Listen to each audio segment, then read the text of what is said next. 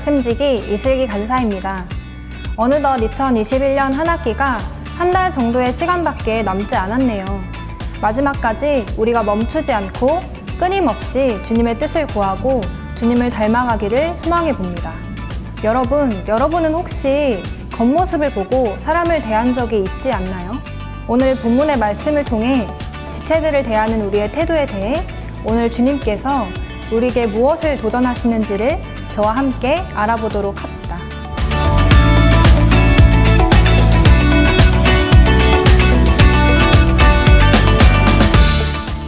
사실 우리는 굉장히 본능적으로 사람을 딱 보는 순간 그 사람에 대해 평가를 하곤 합니다. 이런 옷을 입었네? 이런 신발을 신었네? 이런 가방을 맸네? 이 정도의 사회성과 경제력을 가진 사람이겠구나 하고 말이죠. 저 또한 이런 영역에서 예외는 아닙니다. 본능적으로 우리는 이 사람이 우리가 살아가는 사회 속에서 중요한 존재인지, 나에게 도움이 될 존재인지, 내가 어떻게 이 사람을 대해야 하는지를 판단합니다. 그럼 여기서 다른 사람들을 바라보고 대하는 우리의 시선과 태도는 이대로 괜찮은 것일까요? 세상과 구별된 그리스도인으로서 사람들을 대하는 태도에 있어서 어떻게 세상과 구별된 삶을 살아갈 수 있을까요? 먼저 본문의 말씀을 함께 봅시다. 오늘 본문 말씀에 보면 야고보가 형제들, 곧 모든 그리스도인들에게 권면하는 내용이 나옵니다. 우리가 예수 그리스도에 대한 믿음을 가졌기 때문에 사람을 차별하여 대하지 말라고 야고보는 권면합니다. 그러면서 한 가지 예를 들어 설명하고 있는데 우리의 모습을 조금 돌아볼 수 있을 것 같습니다. 두 사람이 있습니다. 한 사람은 금반지를 꼈고 좋은 옷을 입고 회당에 들어갑니다. 또 한 사람이 있습니다. 이 사람은 남루한 옷을 입은 가난한 사람입니다. 첫 번째 사람을 본 사람들은 그가 들어올 때 그를 눈여겨보았다가 좋은 자리로 인도합니다. 두 번째 사람을 본 사람들은 거기 서 있든지 내 발밑에 앉든지 하라고 이야기합니다. 사실 우리가 살아가는 세상에서 이런 모습을 우리는 어디서나 볼 수 있습니다. 세상 사람들은 눈에 보이는 것들을 가지고 사람들을 판단합니다.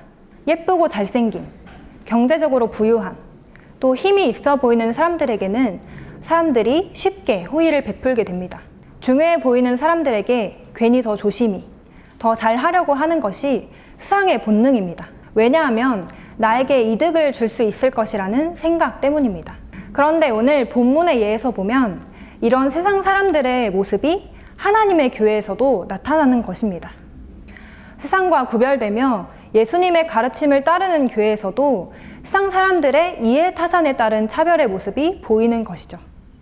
사실 교회 안에서 부유한 자들을 대하는 태도에는 그런 이들의 헌금이나 지위가 교회에 유익이 되지 않을까 하는 생각이 숨어 있습니다. 그러나 이런 모습을 야고보는 오늘 본문에서 꾸짖고 있습니다.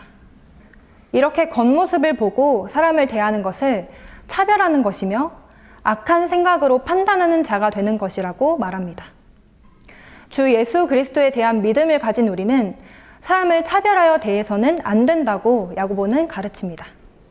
교회에 유익이 되지 않을까 하는 마음일지라도 겉모습과 조건을 보고 이에 타산을 계산하여 사람을 차별하는 모습은 내 이웃을 내 몸과 같이 사랑하라고 말씀하신 주님께서 주신 최고의 법을 지키지 않는 죄가 되는 것입니다.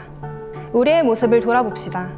여러분도 혹시 교회 안에서 혹은 밖에서 사람들을 볼 때 있어 보이고 나에게 유익이 될 것 같은 사람들은 사랑하지만 소외되고 외면받는 사람들을 홀대하거나 외면하고 있지는 않으십니까? 세상 사람들은 힘이 있고 능력이 있고 사랑받을 가치가 있는 사람들에게 관심을 가지지만 하나님의 관심은 소외받고 가난한 사람들, 세상에서 사랑받지 못하는 사람들에게 있습니다. 여러분의 시선은 어디를 향해 있습니까? 매력적이고 능력 있는 사람들에게입니까? 아니면 소외받고 사랑이 필요한 사람들에게입니까? 주님의 시선을 가지고 진짜 예수님과 같이 이웃을 사랑하는 우리가 되기를 소망해 봅니다. 샬롬.